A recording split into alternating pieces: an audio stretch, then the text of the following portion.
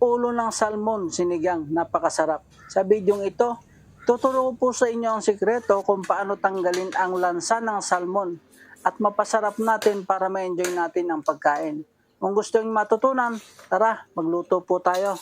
Pagkatapos na ibabad yung salmon ng 5 minutes sa sukang may asin, iprito naman natin. Dahil naluto na yung ating salmon, hanguin na po natin. Huwag naman natin masyadong iprito. Yung tamang medyo maalis lang yung lansa niya. Tapos na tayo magprito, gisa na tayo ng sibuyas at bawang, luya at saka tanglad, pampalis ng lansa. Mabango at mapula na yung ating mga aromatics, lagay na tayo ng kamatis. Haluin po natin para maluto ang kamatis at kapag okay na, ihulog na yung ating prinitong ulo ng salmon.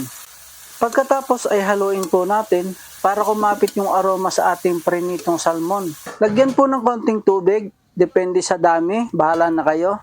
Pag kumulo, ilagay ang mga pampalasang sangkap. Siyempre, yung ating all-time favorite, siling mapula at siling maberde.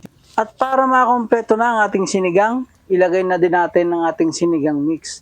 Dahan-dahan lang ang paglalagay para hindi mabuo. Hayaan yung matunaw sa kutsara.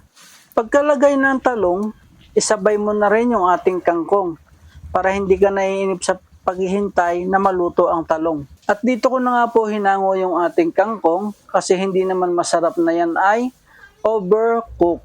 Mamaya ibabalik na lang po natin kapag malapit ng hanguin.